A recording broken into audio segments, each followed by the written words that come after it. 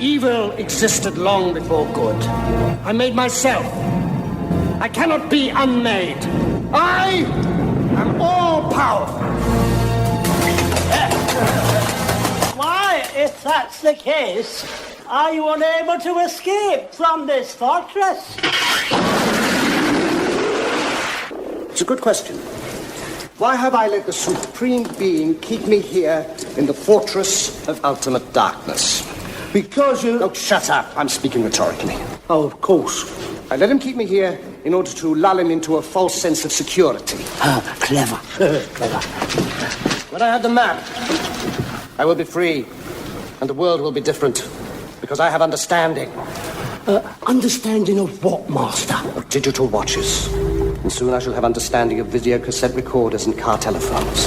And when I have understanding of them, I shall have understanding of computers. And when I have understanding of computers, I shall be the Supreme Being. God isn't interested in technology. He knows nothing of the potential of the microchip or the Silicon Revolution. Look how he spends his time. 43 species of parrots. Nipples for men. Slugs. Slugs! He created slugs. They can't hear, they can't speak, they can't operate machinery. I mean, are we not in the hands of a lunatic? If I were creating a world, I wouldn't mess about with butterflies and daffodils. I would have started with lasers. 8 o'clock, day one. Sorry.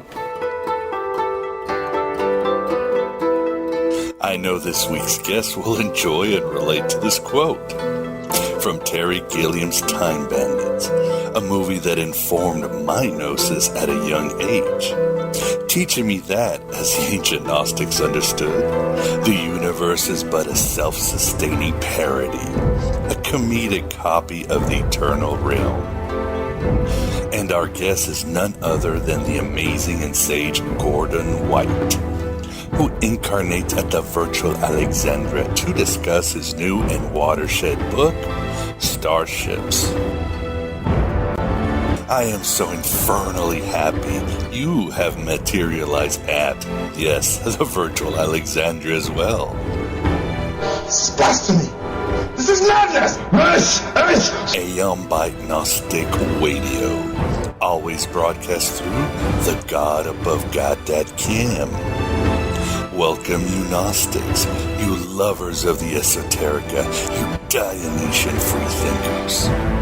Welcome, you gonzo theologians and garage philosophers. The Abrahamic religions of Judaism, Christianity, and Islam are the people of the book.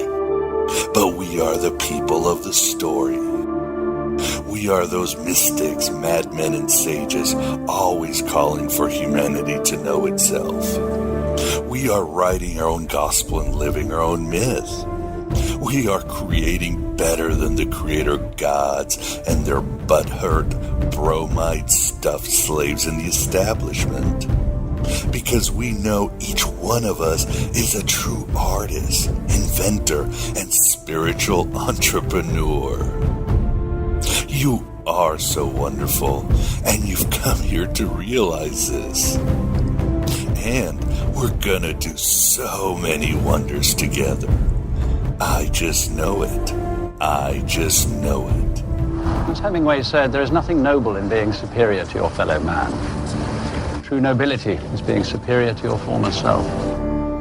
As John Lennon once said in an interview, quote, "It seems to me that the only true Christians were the Gnostics, who believed in self-knowledge, i.e., becoming Christ themselves, reaching the Christ within.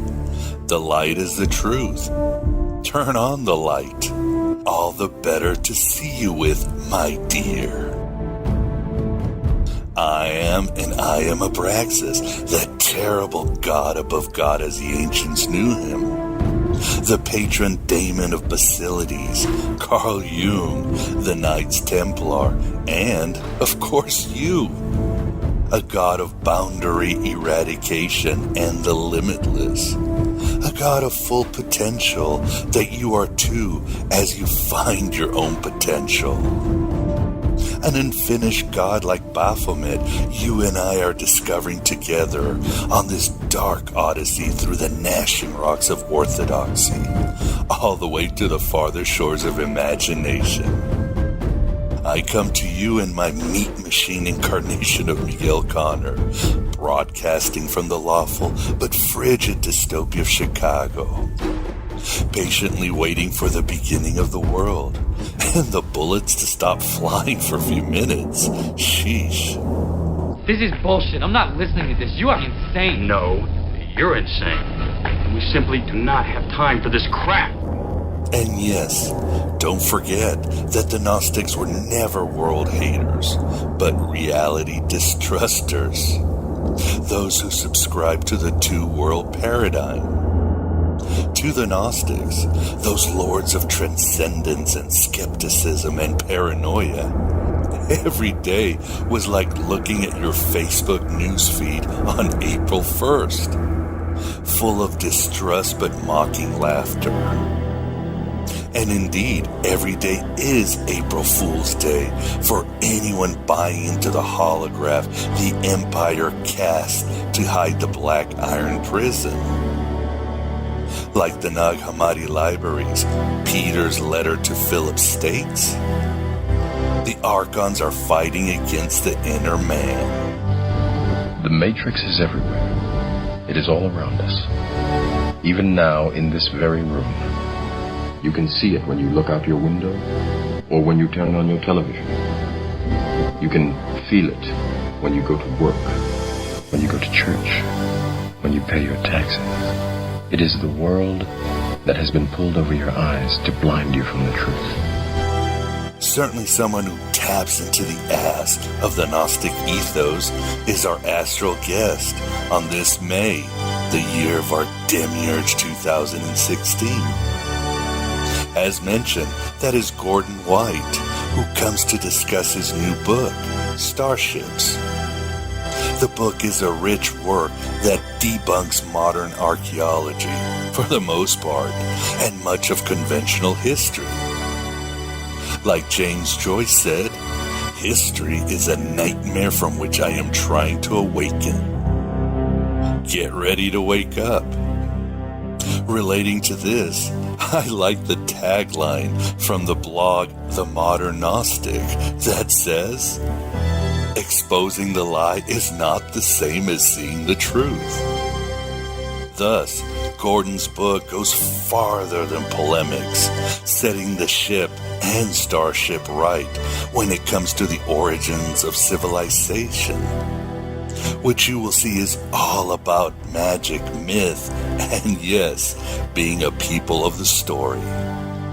Star.Ships addresses the question of who we are now by tracing where we came from and by drawing out the stories and the spirits that have journeyed and evolved with us.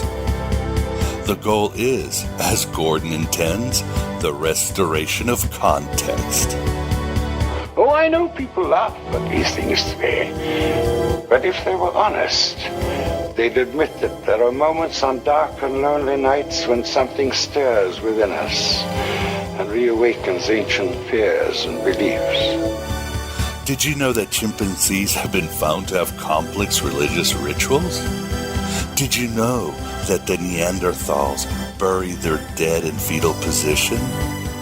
Meaning they advocated some sort of rebirth. The magical, lyrical world has been around us forever, as has the primordial myth.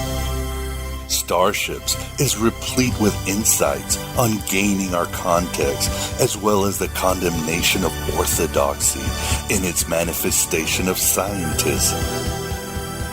One example is that Gordon notes that in Noah's story, there are no domesticated animals going into the ark, meaning that this myth likely comes from a much older narrative. That's just scratching the Babylon surface, my beloved truth seekers. This is conspiracy paranoia. The issue isn't whether you're paranoid, Lenin. The issue is whether you're paranoid enough. I don't agree with Gordon on his views that the Gnostics took astral flight to just get out of the universe. As we've demonstrated on Aeon by Gnostic Radio, the Gnostics saw themselves as Christian bodhisattvas and sought to restore as much divinity in Gaia's incontinent body as possible. Other than that, Gordon is a shooting star in the esoterica, his podcast Rune Soup becoming a mainstay for occult media. For more information on Gordon and his magical monkey shines, please visit runesoup.com. And Harry Potter and all his wizard friends went straight to hell for practicing witchcraft. Yay! Please support Aeon by Gnostic Radio in any way you can. Beyond the Patreon campaign, shekel donations have basically come to a standstill since Easter, as the Orthodox Jesus must have risen with tax increases and tariffs on the cosmos. Alternative media like this one only survives by your continued assistance. And that includes other red pill dispensaries like Mythicists Milwaukee, Talk Gnosis, Occult of Personality, Skeptico, and, yes, Rune Soup. Give us all a hand, please, as you give Jehovah and his angelic mafia the middle finger. That God does not like you, never wanted you. In all probability, he hates you. Your inner man is about to defeat the Archons. As Ronnie Van Zant sang, big wheels keep on turning, taking me back to my kin. Lord, I'm coming home to you. And Buscemi continues to speak of the definition of irony. Hello and goodbye as always. From the dawn of time we came, moving silently down through the centuries, living many secret lives, struggling to reach the time of the gathering, when the few who remain will battle to the last. No one has ever known we were among you, until now.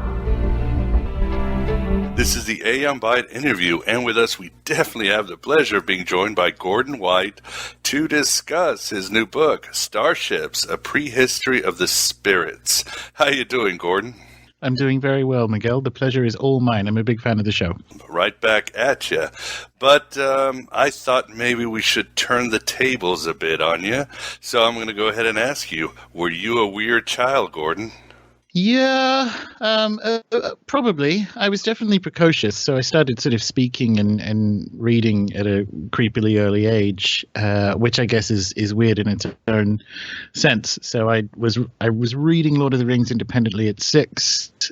Subsequent rereads made me kind of realize that a 6-year-old is not necessarily mentally equipped to completely understand the Lord of the Rings, but I did manage to get from page 1 to the appendices at the age of 6. So books have always been a big thing. My mother was an English teacher before she kind of became a psychologist and then surgery manager, so it was a very bookish kind of house in that respect. And as I think I said on an AMA last week, there's not a huge amount to do in Newcastle, Australia when you're 6. So books were definitely a thing. Yeah, I wasn't ever really an outsider or anything. I just suddenly realizing I was actually school captain of my primary school. So there was a popularity thing that doesn't seem to line up with a lot of my own guest stories, but the sort of fantasy and sci-fi literature thing was there from the very beginning. The magical journey happened sort of spontaneously around the age of 13, when it was a Saturday morning, or it might have been a Sunday morning, but it was definitely a sort of early winter weekend morning, and I woke up sort of bolt upright in bed, kind of dimly aware that I dreamed something quite important, which I can't remember. And I stole some money from my mother's purse and walked a couple of kilometers down the hill to the nearest independent bookstore, which we had back then. It's gone now. It's a great little bookstore, and just sort of bought a bunch of books the sort of things that are available in the early 90s in a reasonably well-stocked independent bookstore in Australia, and bought them and sort of sat in an old grandstand halfway between the bookstore and home and read them, and it was kind of off to the races since then. And here we are, and I'm glad you did write Star.Ships. I think this is a book that's overdue. Hopefully it'll be a kick in the teeth for a lot of people, a kick in the butt for many, and a red pill for the rest of us. And when I was reading your book, I kept thinking of a mutual guru of ours, Alan Moore, and his quote, "All history is fiction." And then then of course your book has this quote by Sir Morton Wheeler that says, "Archeology is not science, it's a vendetta." So isn't this what your book is about, basically, in between these two? Yeah, it is. The role of kind of keeping the stories for a tribe or for a group has always sort of sat with whoever the esotericist was called in that group, shaman, whatever you want. And for the last couple of 100 years, we have given that away to people who have a fundamentally dysfunctional worldview, and one that's hyper-political. History has always been hyper-political. You hear Roman generals say it. You hear everyone in the classical age saying that we're essentially making this up for political reasons, which isn't to say it didn't happen, but there's a tremendous amount of power in being the person that tells stories to do with where we come from. And for me, we're kind of at that point as, we get towards the middle third of the 21st century, to be honest, that the underlying worldview and the economics of academia are so dysfunctional, and simultaneously that's happened at the same time that a lot of the tools of inquiry have been democratized, that rather than sort of yelling about this for the last 15 years, they're wrong, why don't you look into that, there was the opportunity to kind of provide my own attempt at restoring context to where I think the true antiquity, or at least the middle piece of the true antiquity of the Western magical kind of shape comes from, because we have it, and it's been a broadly good story. So the beginning of the 20th century, we had it completely wrong. We thought there was a surviving maternal witch cult in Europe and all this. That's all wrong completely, and we kind of got over that in the sort of 1960s to 1980s. And there's been some reasonably good scholarship over the last 30 years to do with the story of witchcraft and the history of grimoires and this kind of thing.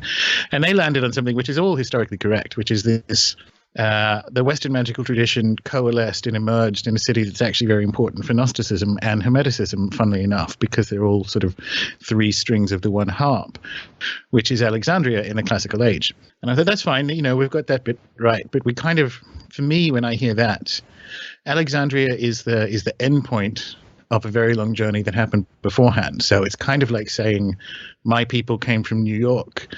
They didn't. They arrived in New York. So you may be correct for the last 80 years or wherever they ended up going afterwards. Where were they before they were in New York? Because that's the kind of reasonably good corollary for Alexandria in the classical age for me. It was very rich, very focused on trade. It was polyglot. It was cultural. It obviously had the library and all these pieces. So to kind of say something comes from Alexandria is, whilst correct, not the most interesting piece of the story. Where did the ingredients come from that built it? And that is kind of what Star.Ships seeks to address.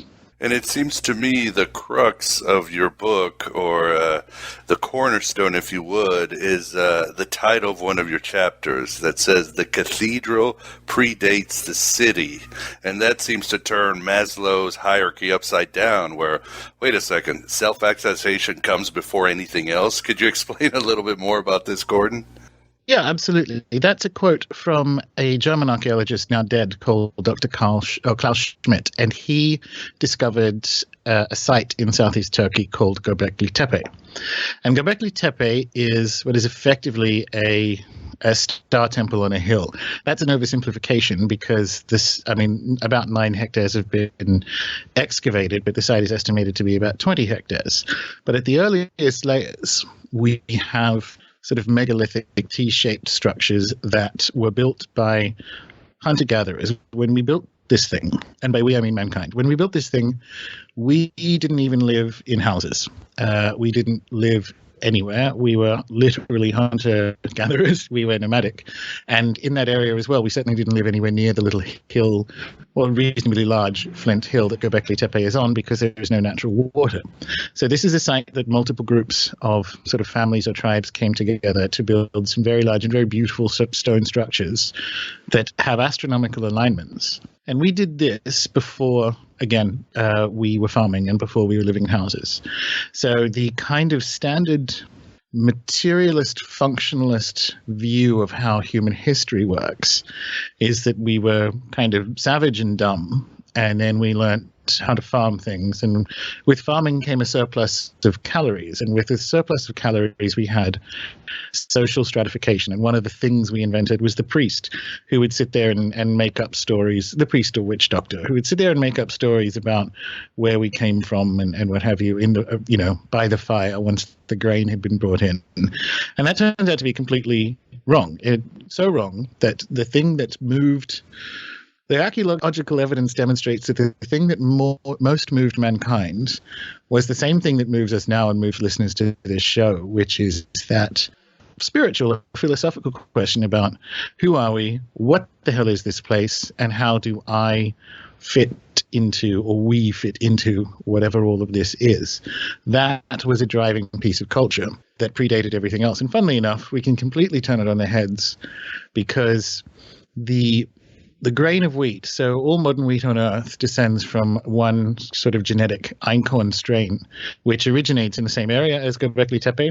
So we may presume that it was the regular coming together of tribes in this area that initially kind of spread the grain technology that became beer and then bread and so on. So not only did the spirits come first, but all those stories about the spirits teaching us about these things may have a physical corollary. So you would say that Gobekli Tepe is not an aberration, that this is probably how it happened. We learn from Prometheus and from others. We learn from the spirit world before we decided even to become civilized.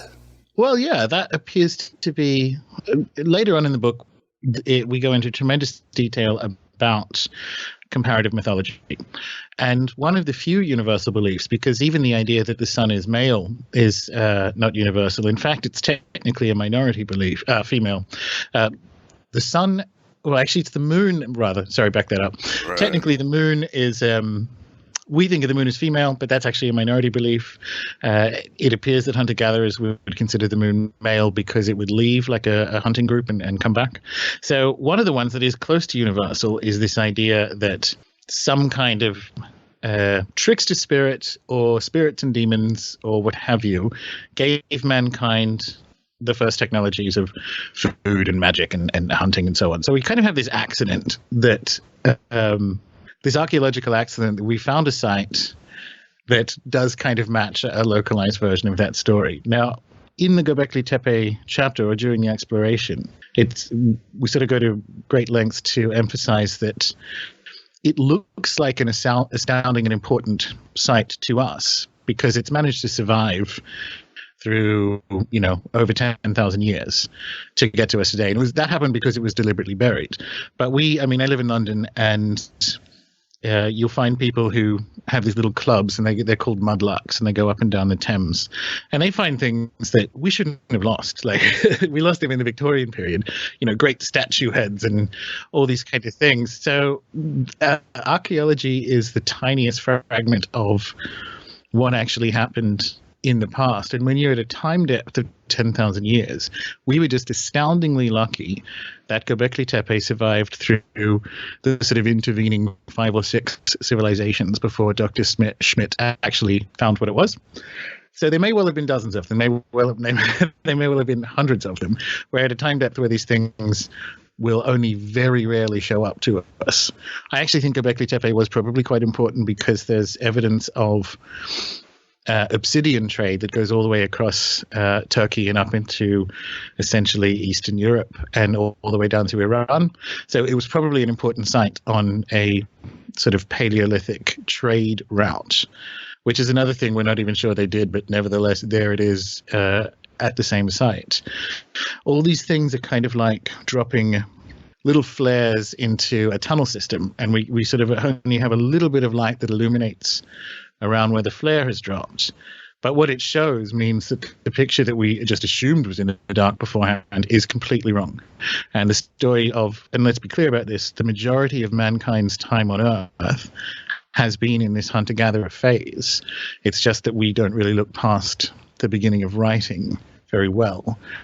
And we have these little lights that show up that make us realize that life was probably a lot more complex culturally and intellectually than we have been shown to, or we've been taught to give credit to. Yes, certainly. And one thing that your book goes and dispels many myths, sets a lot of things straight. And one thing I like is, of course, how you talk about, we've had this worldview, which was basically racist, that these people were just, all the brown people had no technology or their art or everything was deficient. But again and again, you show this is not the case. And but one of the turning points, and you bring it up a lot, is the Ice Age.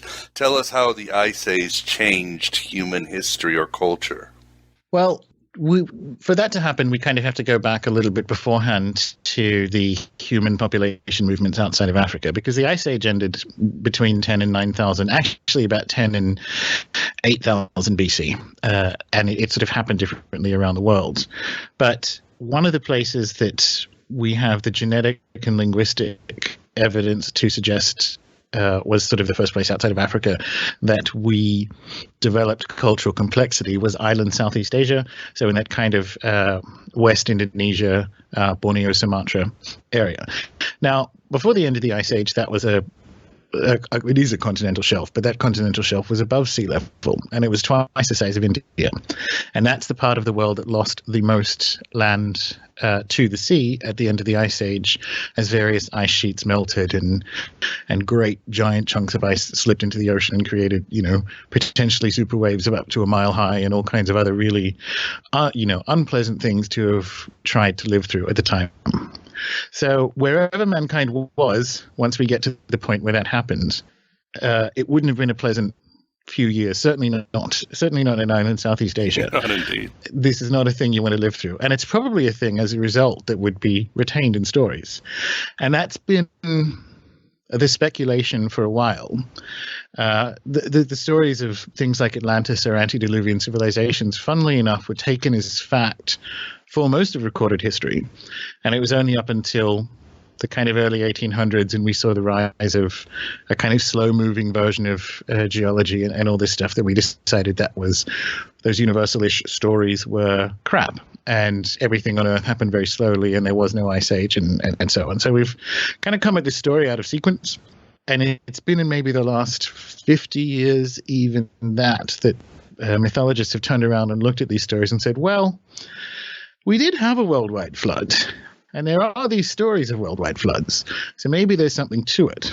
And probably in the last 5 years in Australia, it's become apparent that mythology does, in fact, correctly kind of encode observations of kind of major meteorological change, like the end of the Ice Age or comet impacts, because the indigenous people of Tasmania retained the story of Tasmania sort of flooding itself away from mainland Australia. And these stories were recorded by some, frankly, awful Victorians who were kind of, moving and resettling what was left of these people.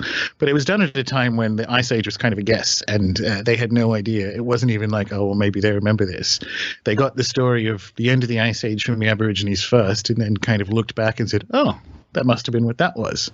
So we kind of have this proof of concept that stories of significant events like that can survive through time with a reasonable level of accuracy without writing.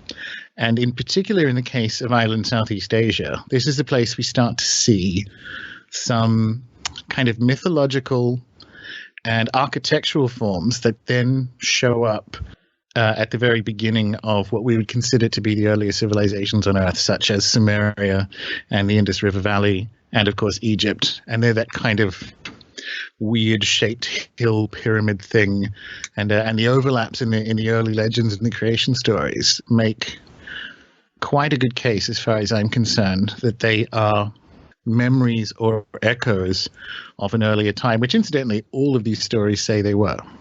As you mentioned, Africa doesn't have flood stories, and they were basically unaffected by the end of the Ice Age, right? Well, it has the lowest density of flood stories, but it's also the highest continent above sea level. So, funnily enough, the areas that have the most are the ones, and that is definitively Island, Southeast Asia, and the Pacific. The areas that were subject to the most flooding are the ones that have the most stories. You find the same thing in Brazil and in Central America. There are a lot more flood stories there. They lost a lot more land. Well, it's certainly not as fun as the whole Jungian idea of consciousness coming conscious and all that. That's for sure. Well, those ones, any of these kind of psychological guesses have the obligation of proof, which is words I've taken from the mouth of Dr. Stephen Oppenheimer, who wrote the book on the sort of submersion of Southeast Asia. It's called Eden in the East, and it's about 15 years old now, so everyone can get it for like 1 cent on Amazon secondhand, and it's a cracking read. But he makes a very good point, which is that if we are going to look at the spread of myths around the world, and because they are quite prevalent, decide they are in some way a biological or psychological universal of mankind, then they have to be everywhere. They have to be evenly distributed, a random distribution is even in that sense, in the same way intelligence and eye color and all these things that, or dwarfism or any of these other things that we inherit are randomly distributed. And the trouble is they're not. This is especially with the flood stories.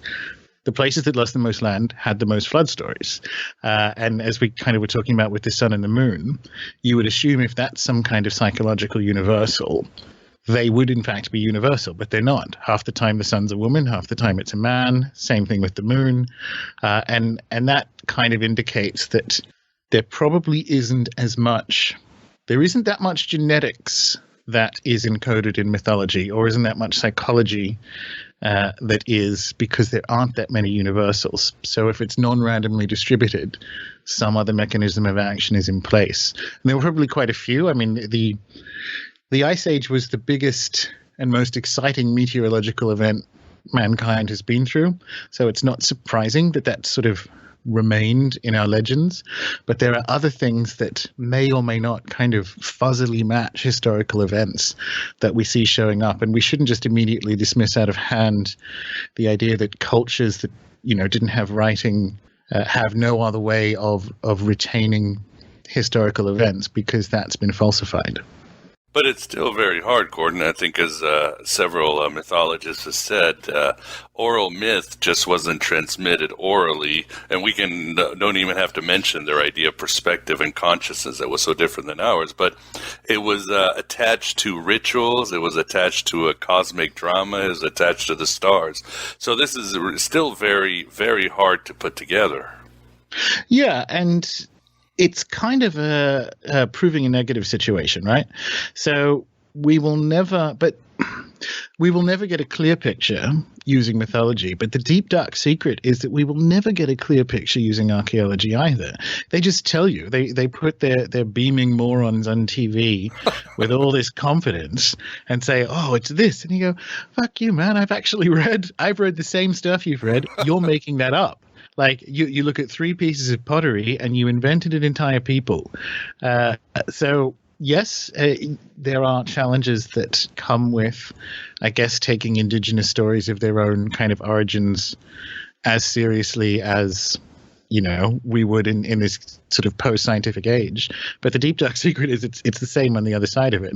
And the Australian Aborigines are a very good example of that, which is, this used to be attached to that and it was flooded, and we kind of said no, it wasn't, for 100 years, and then we kind of came back and went, oh wait, you know what? Did you guys know that these two things used to be connected? And they're like, yeah, we told you a century ago. So it's completely, like, you're correct that none of these things, archaeology and mythology, will probably never give you the Indiana Jones X marks the spot, and we're kind of at day one in working out where mythology fits in the kind of constellation of things we use to explore our past.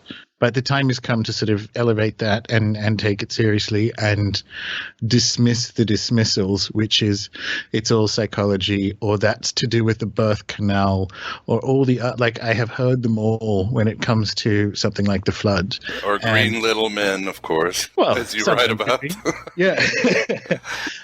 Well, so the ancient aliens thing at a very kind of very distant level, so beginning of life on Earth and maybe at the 2-3 million year mark, I probably am an interventionist because it's the best explanation for what happened.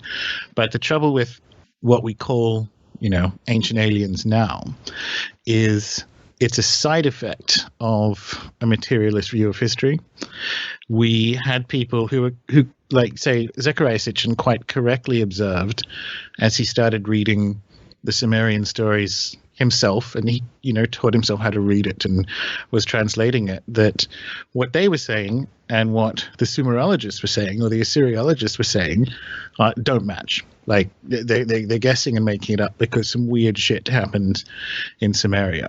His version or interpretation of those myths is probably, well, it's definitely not correct, but let's just say it's probably not correct, because he was going, okay, so they're talking about these beings from the stars and this happened, and without, because he couldn't really leave a materialist worldview very well, the story literalized to the Anunnaki coming from a planet to build mankind to mine gold to save their atmosphere. Now that, requires extra evidence to support it, which isn't there.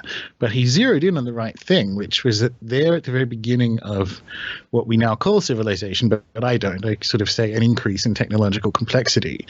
We have people who are telling us flat out that they are interacting with spirits, interacting with beings from the stars, who are teaching them things. And I think that's one of the least considered sort of vectors of the human journey, and the book is kind of marshalling the mythological and then consciousness-based evidence to say, okay, let's have a look at it from this perspective and see what we can find. Oh, I would certainly agree with you, and I must admit my ignorance. I'm not stuck in New York, but I am stuck in Alexandria because of my interests in the show and everything else. So I get a lot of emails, people, well, why aren't you dealing with the Sumerians and the Anunnaki and all that? And I remember Acharia S. and I were going to do a show where she was going to dispel the whole myth of, again, the coming down for gold and all that good stuff, but she passed away, sadly. We never got around to the show.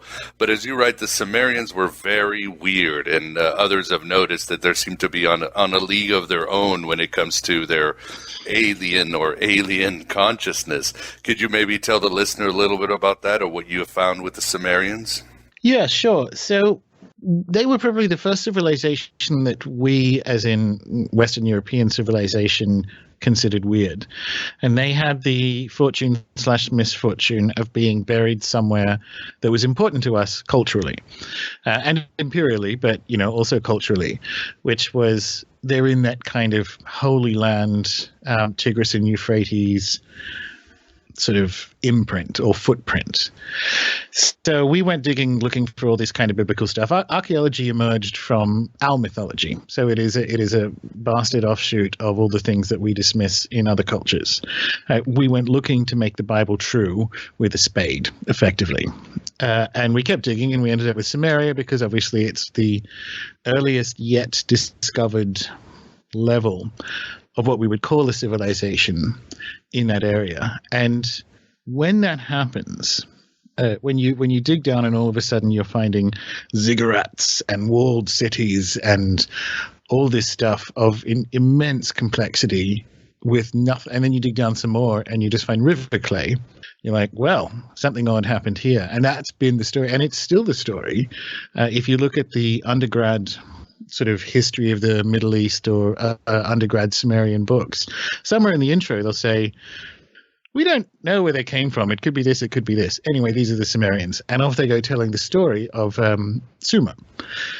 So that's been the case with Egypt and everywhere else, where it's like, well, hang on. That one little paragraph, I kind of feel like that's your job.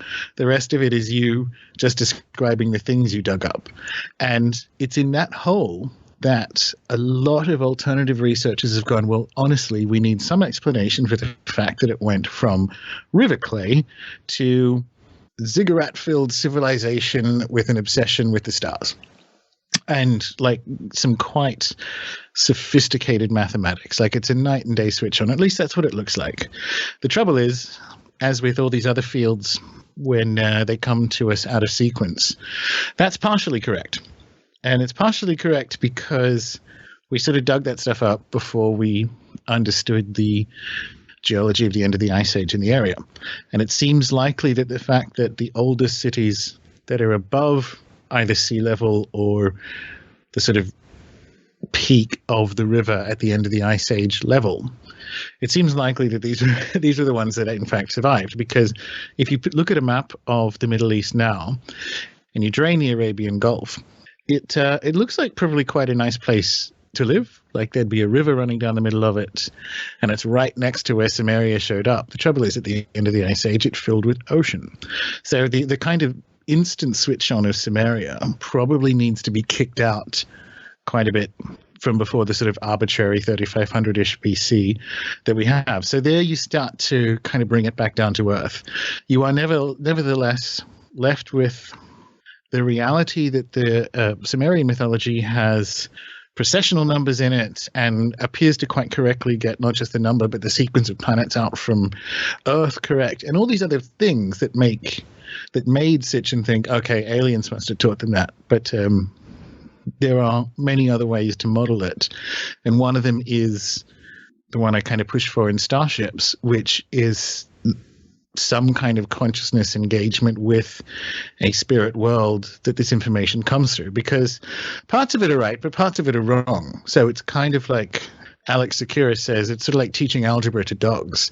I think we were talking to something and it was talking back, and I think we got part of it, because if it was aliens, why did they come down and give us this kind of crude, useless drawing, not to scale, of our local bit of space, and then tell us to build some pointy rocks and then fuck off?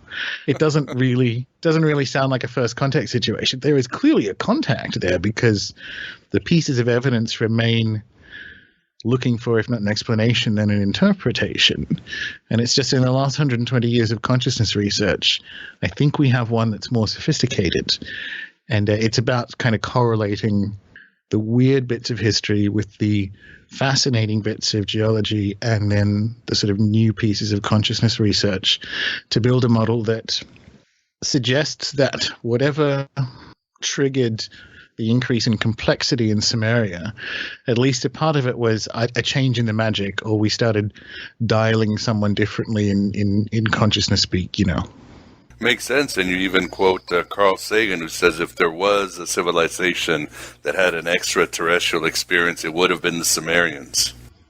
Yeah, their gods look kind of weird. They got the lizard ones going. They have some really fascinating astronomical numbers. Their earliest kings lived. This is another thing. So their earliest kings lived for tens of thousands of years, which Sitchin was saying, well, that shows that they're like, half alien, what have you. But they're actually, these numbers are processional and Vedic numbers. So you have them living for 36,000 years. I think the second king lived for 36,000 years, which is sort of half the processional number of 72. You get a 43,201, which is the same as the sort of Vedic Yuga cycle number. So instead of taking these things literally, if we take them seriously but not literally, then we start to realize that at the very beginning of Sumerian culture, we're dealing with people who had a sophisticated understanding of what we would call astronomy that we haven't given them credit for, and kind of the model of how. So Star.Ships' model for this sort of consciousness engagement is reliant on the fact that we find these great jumps in cultural complexity within cultures that suddenly get very good at engaging with the stars in some mythic way. So you have Egypt, you have Sumeria, but you also have Neolithic groups that were building astronomically aligned stone circles and so on. And wherever you find them, all of a sudden it's, off to the races again from a complexity point of view.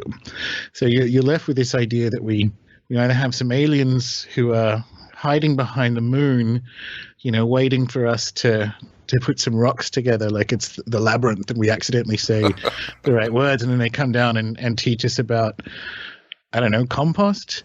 Or we have this other model, which is we're essentially building a way of engaging with the wider cosmos on a consciousness basis, which isn't to remove the physical reality of these phenomena, but it's kind of like we're building a better phone. It's like the movie Contact, I guess.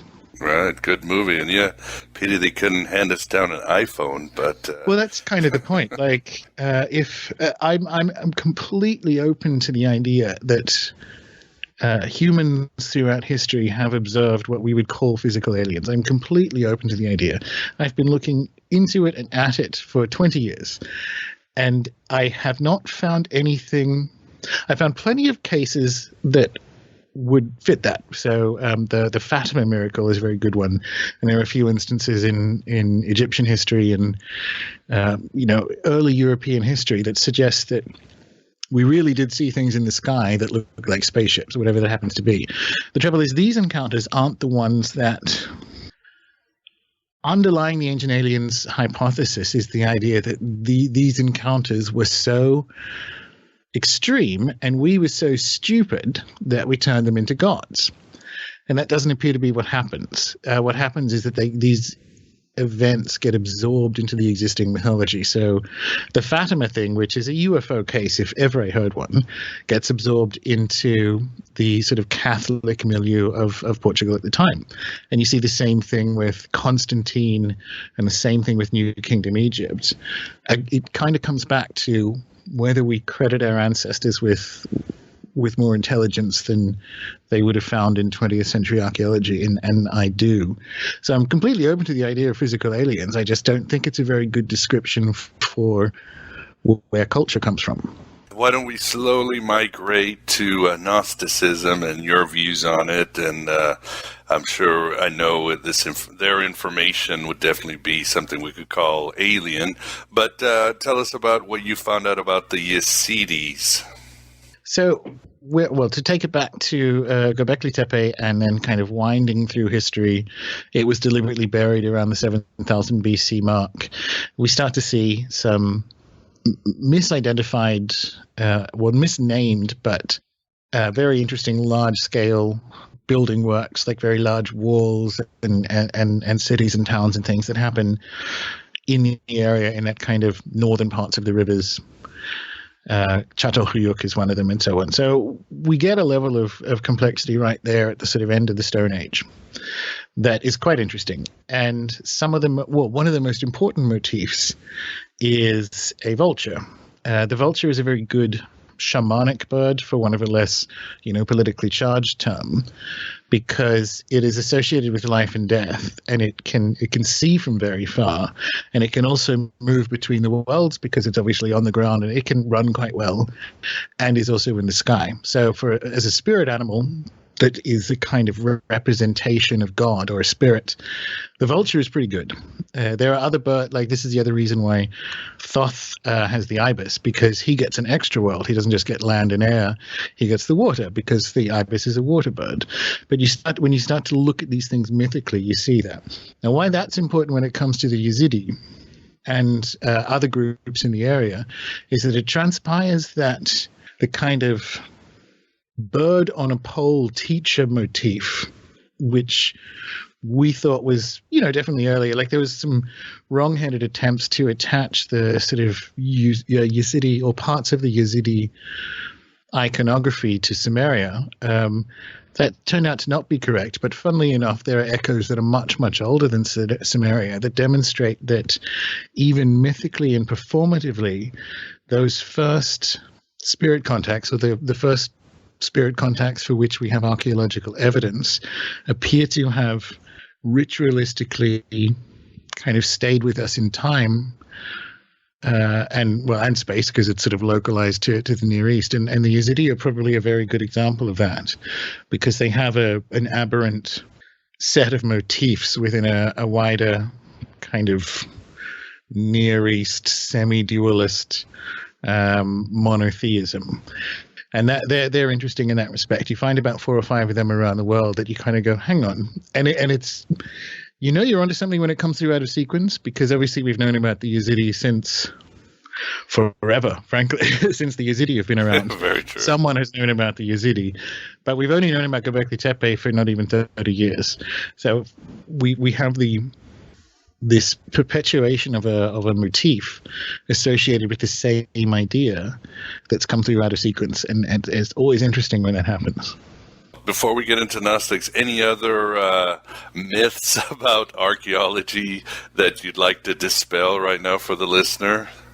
For example, people still cling on to the whole Aryan invaded and conquered and helped out these poor brown people and gave them enlightenment. Any other tropes we should just forget about?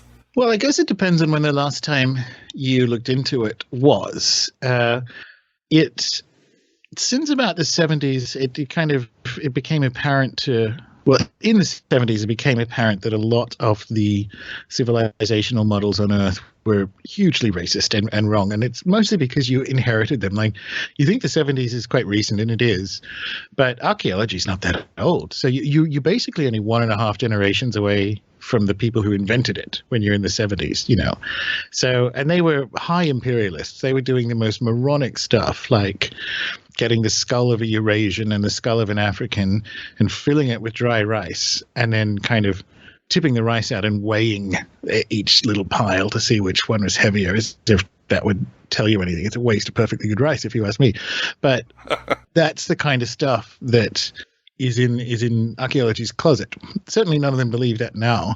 The trouble is we have what I call the Jenga paradox, where all those foundational beliefs at the beginning of archaeology have been dismissed, like, oh, I'm so sorry, we saw civilization as this grand march towards effectively white people. Really sorry, that turns out to be wrong. And I'm like, okay, well, we're all in agreement on that. Nevertheless, you still have this psychic shape of it within archaeology as a field. Individual archaeologists, usually fine. So you basically, if people are interested in history, I think what they need to be interested in at the same time is historiography. They need to be into the history of history to kind of navigate through the politics behind the sources. And Gordon, could you give us maybe your views or your take on the Gnostics and how it relates to all your work? I know I've heard you before in different places talk about the Hermetic and how this powerful information gave us influenced the Renaissance and so forth. Maybe give us a little bit about the Gnostics. Yeah, sure. I mean, as you know, Miguel, I'm a huge fan of them. I've been interested in them for a while. I came to the Gnostics late and wrong because I came to them sort of via magic. So I think the first time I heard the word, it must have been something Crowley wrote, and I'm sure that's not going to have been correct. No. So, and that was, as a kid. So I'd really only uncovered them in the last decade when I was kind of leveling up my interest in Hermetics, because particularly once we get to Alexandria, so I know we briefly spoke earlier about in another forum about where we think Gnosticism comes from, but once you're in Alexandria, there's sort of a spectrum of kind of shared views of the world, but differing opinions about what one might do of it. And Gnosticism and Hermeticism in particular are kind of intimately intertwined in that way, because they both share a kind of sort of patchy archaeological record, but also in some cases Gnostic texts are found with Hermetic texts and vice versa. So we're dealing with a situation where there are people who have some kind of fundamental agreement about either what to do about the world or what the world actually is. And for me, I would consider myself more of a Hermeticist than a Gnostic, but I'm kind of in the middle of that Gnosto-Hermetic Kinsey scale, because there are parts of, I guess, the inherent suspicion of the world and a fascination with its origins, which I think is hugely interesting and important about the Gnostics, that is very valuable, that I think is lacking in Hermeticism, particularly given the milieu at the time. Hermeticism has a vague panic in the background, which is there. It's there to do something. It's there to kind of bundle up what was left of the late period mystery schools into something that can survive what was quite clearly going to be the collapse of the empire. That was the idea. It turned out to be correct, but that was the idea. So Hermeticism has an antiquarian kind of motive that is absent with the Gnostics. The Gnostics are like, well, this is hell, so I'm going to get out. And but the hell that they're talking about, it's kind of the same sort of perspective that you will get with the Hermeticists. They're all essentially using that sort of somewhere in between Platonic and Neoplatonic view of the world, and they don't really care. It seems to me that both groups are interested in the origins of the world, but not really how it functions now. It's actually quite unscientific. It's almost like, well, this appears to be what everyone thinks is going on. And I find that fascinating, that because there isn't as much of an interest in the actual mechanics of how the world there's no science to it. Like they're essentially just picking up what was going on in Alexandria at the time and looking at it from two different ways. This is good, this is bad, but still both seeking the origin point. The same kind of general shape is there. And that is kind of fascinating to me. I guess the place where I depart is Hermeticism has a return journey. You get out from underneath essentially the deckhands or the archons or whatever the kind of controlling space powers that surround Earth are. It's a survival, I suspect, of the pharaonic journey, the sort of ritualized journey the pharaoh had to go on to go to the other world and kind of claim his kingship and then come back. And that shape is there with Hermeticism, the return journey. With the Gnostics, once they're outside, that's it. It's like a no pass outs club. They don't come back in, and that is kind of, I guess, where for me it departs. But I find them endlessly fascinating, and I find that if you look at the shape of the Gnostic quest, Star.Ships, funnily enough, falls into it. Any of these sort of origin journeys owe a lot to those sort of Gnostic maps. Well, I would certainly agree with that. I mean, it seems we live in such a society where it's almost we're programmed not to look at the past, live in the present. And the Gnostics and the Hermetics had an obsession about the past, had an obsession of finding the trauma or those points of consciousness where consciousness shift. So in that way, what you're saying makes perfect sense. But why do you think their information was so powerful? Is it everything you discussed? Because like you said, the Hermetic texts really expanded the consciousness of humanity for a couple of centuries before that had to be squashed down with Newton and Descartes and all that. And the Gnostic Hermetic impulse also was fueled Alexandria. Why is this information so powerful? And I guess it's just dangerous, isn't it? Yeah, probably because it works. I mean, when I talk about the consciousness technology that enables communication with the spirit world, that I think underpins a lot of what went on in, say, Old Kingdom Egypt and Sumeria, I'm not using that as an explanation to dismiss it. I think that happens. As a practicing magician, that's basically what I think magic is. So I think the Gnostic stuff is powerful because it works. I think it's dangerous because it works, but I think it's dangerous for another reason, which is so that I guess the shortcoming of Gnosticism is that it will always eat itself. The Gnostic suspicion gets met up very quickly, which is why you kind of see the same shape of it, I think, and we had this discussion earlier, you kind of see the same shape of it with sort of people who are angry with the temple elite in Judea, and then again in Alexandria, and wherever it starts to show up, the kind of the Gnostic perspective will corrode, good or bad. Like you can have Gnosticism. In theory, you could corrode Tibetan Buddhism with Gnosticism, because you would be able to match a temple bureaucracy to, controlling angels or whatever they happen to be.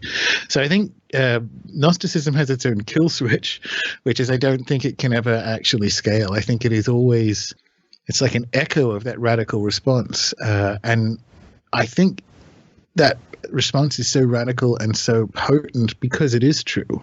I know Graham Hancock says that we're a species with amnesia, but when it comes to the Gnostics, we're a species with a hangover, because what you see in the Gnostic text is, come on, we used to know this. Like, where is this thing? This stuff that is around me right now is not correct, and I don't quite know.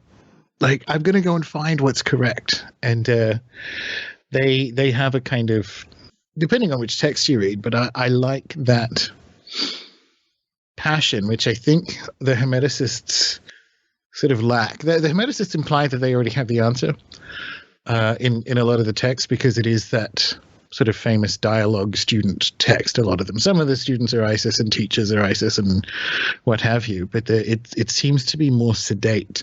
It lacks the urgency of Gnosticism, and that's always very appealing, because it certainly feels like urgent times. You and I have discussed about the pre-Christian origins of Gnosticism, and of course we talked about how it might have been a red herring because there probably is no origins of Judaism or Christianity. It's always been this hybridity, this stew going on, definitely infused with paganism. But what have you found out about the Hermetics? Like April DeConnick at Rice University, she says that the Hermetics were just drawing already from ancient Egyptian, from a stream, and their ideas were already definitely pre-Christian and actually pretty old. What do you think, Gordon? That's absolutely correct. It's another one of those out-of-sequence things. So in the technical Hermetica, you find the decans. So you find essentially the zodiac carved up into an equal number of spaces. And this idea has the same shape as archons and controlling angels. It's the same general idea that the sort of the stars, or it's difficult because when we're talking about the classical world, we think of the stars as actual space, and we're on a planet circling the sun. That's not how they saw it at all. It was kind of layers of a space onion, and on the outside of it, everything that's within, which includes us, is subject to the complete and total control of the fate that was kind of pushing through these decans. That was their job. That it was a control system. Now, this idea, it was assumed the Egyptians got at a late stage from the Near East, where we do find, much more ornate planetary astrology and so on. But those same processional numbers, so there's usually 36 decans, so you end up once again with the 72 processional number. Those numbers are there at the very beginnings of the Old Kingdom. So that means two things. Either the Egyptians invented it and it went east, unlikely, or these ideas come from a time that is old enough to have influenced both Sumeria and the Near East and Egypt. So she's completely correct. And some of the information we find now, like alternative archaeological information over the last 10, 15 years, suggests that when the Hermeticists in Alexandria were saying this is the survival of the ancient pharaonic wisdom, we accidentally need to believe them more than we have for the last few hundred years. In the Renaissance, we flat out believed them because we didn't really have the context of how these things worked. And then it became apparent, because they were written in Greek and some of the texts were older than this, that we spent a few hundred years thinking that the Hermetic texts were sort of second to late 3rd century thing. And that's true. That's where the available texts that we have, that's where they date from, the ones that kind of came in through the Renaissance. But what they talk about in there not only shows up in late period Egypt or New Kingdom Egypt or Middle Kingdom Egypt, it's right there at the beginning of the dynastic project in the Old Kingdom. So as to quite how that happened is probably a different book, but there is absolutely components of how Hermeticism works that are really, really old. I'm sure people listening to the show would be familiar with the pyramid texts, which are probably the oldest religious texts on Earth, and there's quite a bit about them in Star.Ships. And it's based on the work of Dr. Jeremy Nadler, who wrote a book called The Shamanic Origins. Well, he's written a number of books on the shamanic origins of the pyramid texts, because you have that same Gnostic journey and return that you find in Hermeticism, which is to understand, match, or somehow name each successive layer of kind of like space or the astral world until you kind of pop out the top, get somewhere pleroma-ish, and come back down with that knowledge and that awareness. And that shape is exactly there in Hermeticism. So they do the return journey that the Gnostics don't, but every other step in between looks very similar. And I can imagine in the streets of Alexandria or in the Agora, there would be quite a bit of agreement and also quite a bit of like, no, but once you're out, why are you coming back? And I'm like, because they have to co-create the universe. What are you going to do with the rest of time? And I'm like, I'm not going to care.